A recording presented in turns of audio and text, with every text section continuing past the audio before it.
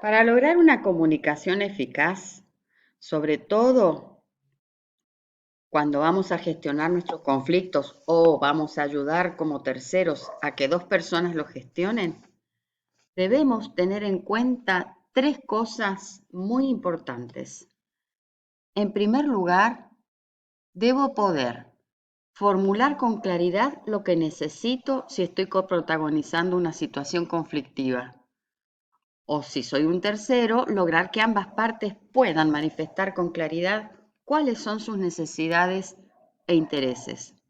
En segundo lugar, nunca atacar la posición del otro. Cuando las posiciones son atacadas, las partes se atrincheran aún más en ellas. Las posiciones deben desmoronarse solas una vez que son descubiertos y solucionados los intereses que las sostenían. Pero tratar de convencer a alguien que reclama que deje de reclamar algo que solucionaría sus problemas es del todo infructuoso. Y por último, escuchar atentamente a fin de comprender. Formular claramente lo que necesito significa ir más allá de nuestra posición en la que reclamamos algo o rechazamos un reclamo o contrarreclamamos. Recordemos que esto es lo que provoca el choque y traba el conflicto. Observemos que el reclamo es una solución que se basa en asumir que el otro debe hacer o no hacer algo para que se solucione mi problema.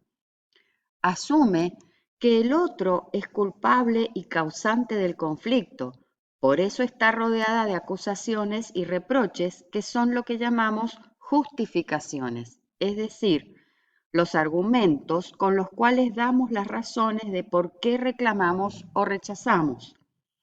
Estos argumentos, al justificar, atornillan aún más el conflicto, lo fijan y nos alejan de una solución que no sea a través del enfoque de poder o a través del derecho, es decir, del veredicto de un tercero.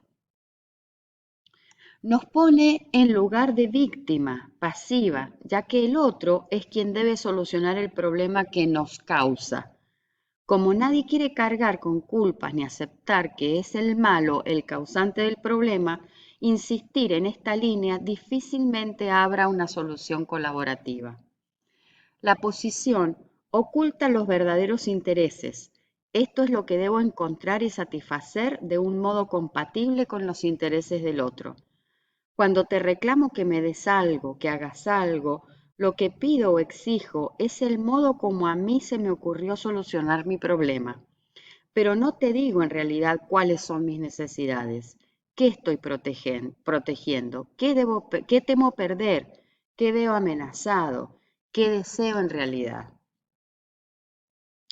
Las posiciones suelen estar también complementadas con quejas, puesto que las quejas abonan la teoría de que aquí nosotros no tenemos que hacer nada, sino que quien debe hacerlo es el otro, el causante, el culpable, el que tiene en sus manos la única solución que se me ocurre. Como quejas que son, por supuesto, miran hacia el pasado. Vos nunca colaboras en nada, vos toda la vida has hecho tal cosa, y agrandan el problema. No es la dirección que queremos llevar. Deben cambiarse por pedidos de aquí en más, a fin de que no vuelva a suceder algo que lamentamos, y propuestas como yo me puedo ocupar de esto que vos no podés hacer, te propongo que vos te ocupes de aquello. Dijimos, en segundo lugar, no atacar la posición del otro. En efecto, si queremos dejar atrás las posiciones, en primer lugar debo dejar atrás la mía y luego te ayudo a dejar atrás la tuya. Pero si la ataco directamente diciendo que no puedes negarme lo que te reclamo o no puedo darte lo que me reclamas, lo único que lograré es que el otro se aferre aún más. El otro se protege detrás de la posición. Atacarla lo hace sentir atacado personalmente. Sepamos que siempre nos identificamos con la posición. Sentimos que es lo que merecemos, lo que corresponde, lo que nos daría la razón, lo que confirmaría a nosotros como quienes estamos acertados.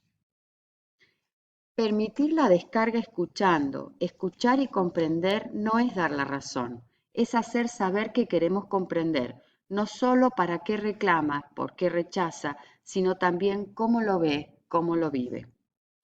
Si algo no está claro, no suponer, escuchar y preguntar, escuchar con toda nuestra atención, descubrir cuánto no sabemos, cuánto estamos suponiendo y preguntar para chequear si estamos en lo correcto es el camino. Trabajamos hipotetizando lo que le pasa al otro, lo que el otro valora, quiere, necesita. Esto es inevitable y es el principio de cualquier investigación. Debemos estar dispuestos a cuestionar nuestras hipótesis. Ese es el segundo paso. ¿Cómo? Haciendo preguntas que las ponen a prueba.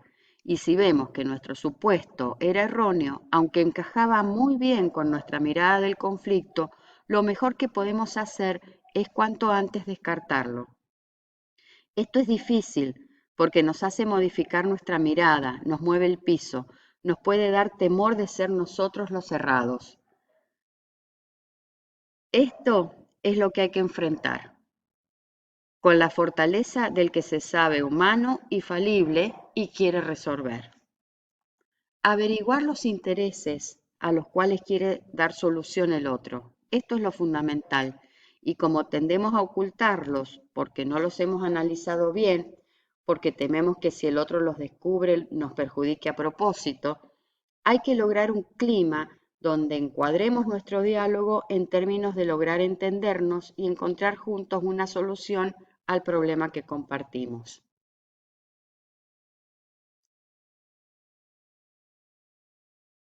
Para comunicarnos eficazmente, en tercer lugar, debemos escuchar atentamente. Parece una verdad de perogrullo. Y sin embargo, temiendo nosotros que nuestros intereses se vean afectados, nos ponemos a la defensiva y no bajamos la guardia con nada.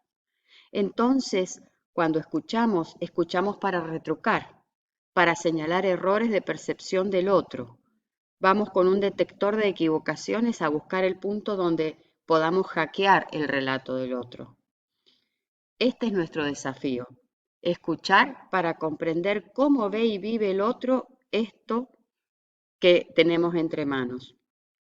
Cuando vamos hacia una conversación con quien tenemos un problema y también cuando somos terceros facilitando un diálogo, los prejuicios saltan por todos lados.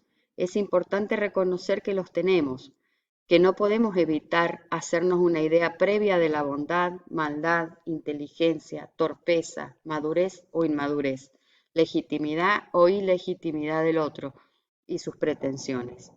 El ejercicio es poner todo esto entre paréntesis, hacer a un costado y escuchar.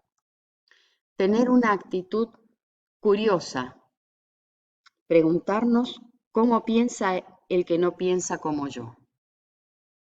Es una estrategia personal que nos ayuda a lograr la actitud correcta. Esta actitud se aprende. Su enemiga es la fantasía de que si llego a hacer eso caeré desmoronado a los pies del modo de pensar del otro. Esto no es así. No por escuchar con curiosidad necesariamente compartiré, pero si comparto, si amplío mi mirada con la del otro, incluso si corrijo mi mirada previa porque detecto un error, eso me puede abrir la puerta a generar una nueva solución protectora de mis intereses, sí, pero diferente a la que yo había ideado. Si somos terceros mediando, con más razón necesitamos esa viva curiosidad para poder ver claramente detrás del choque de posiciones qué están necesitando esas personas. No autorreferenciar el relato, no imaginarme yo en la escena del otro tejiendo la historia de lo que yo hubiera hecho, dicho, pensado o lo que yo sentiría en su lugar. Nuestra imaginación a veces nos tiende esa trampa. Es una trampa porque podemos empatizar, pero eso significa valorar la experiencia subjetiva del otro en cuanto tal, no ponerme yo imaginariamente como el protagonista del relato con mis creencias, mis preferencias, mis recursos internos, mi modo de ser, mi personalidad. Cuando hacemos eso, terminamos dando consejos que no nos pidieron y muy difícilmente le sirvan al otro que tiene otra personalidad, otras creencias, otros recursos diferentes a los míos. La verdadera empatía consiste en entender la experiencia y realidad subjetiva del otro en lugar de observarlo como un objeto externo. No aconsejar, no arrogarnos el lugar de experto que nadie nos dio. ¿Por qué? Porque caeremos en más de lo mismo, decirle al otro cuál es la posición que debe tener en vez de la que trajo, pero seguimos en posiciones.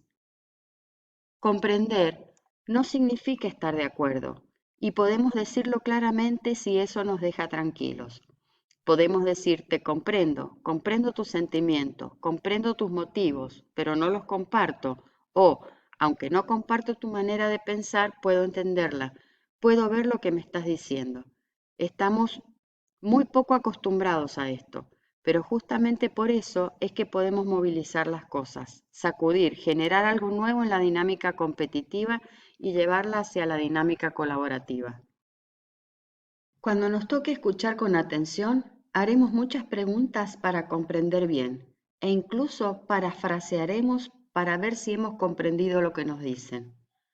Cuando nos toque hablar y decir cómo vemos y vivimos nosotros el problema, también podemos generar estrategias que inviten a la colaboración. Es importante hablar en primera persona, esto es, asumir que lo que estamos viendo, percibiendo, lo percibimos nosotros. Implica hacernos cargo de nuestra mirada y no salir a avalar nuestros dichos con los de terceros. Citar a terceros que nos dan la razón es una estrategia equivocada cuando estamos tratando de salir justamente de la competencia por quién tiene la razón y quién no. Quién es el inteligente y quién el tonto, quién el bueno y quién el malo. Además, hablar en primera persona o utilizar el llamado lenguaje yo deja en claro que nosotros tenemos ese problema. Nosotros necesitamos esto. Nosotros creemos esto. Nosotros queremos solucionar esto. De lo contrario, usamos un lenguaje acusador que otra vez nos enfrenta como a buenos y malos, culpables e inocentes. Es difícil, pero se puede aprender. Es cuestión de practicar y pensar un poco antes de hablar. Por ejemplo, si lo que nos sale es decir, sos asfixiante, podemos decir con igual significado, pero no acusando, necesito resolver esto por mí mismo. Estoy pensando que lo que me asfixia es que me diga qué hacer, cómo hacerlo, me quiera manejar la vida. Entonces yo digo lo que yo necesito y el otro comprenderá perfectamente. En lugar de no atropelles a la gente o sos un atropellador que acusa, puedo decir con la misma fuerza, quiero conservar mi espacio o quiero conservar este espacio para mí. En lugar de me pusiste en ridículo y a propósito, podría decir me sentí expuesto, expuesta y avergonzada. En lugar de cuando agarrás la manija no hay quien te pare, te ocupás los mejores lugares y mandoneas a todo el mundo, podría decir yo también quiero participar y hacerme cargo de algo, pero a mi manera. No estamos diciendo que estos recursos sean infalibles. El otro puede significarlos como eufemismos de acusaciones, sobre todo si tiene cola de paja o si venimos de una dinámica muy competitiva. Cuesta hacer el cambio, pero acusar directamente es lo que menos ayuda y decir cómo nos sentimos, qué necesitamos, sí puede abrir caminos de comprensión.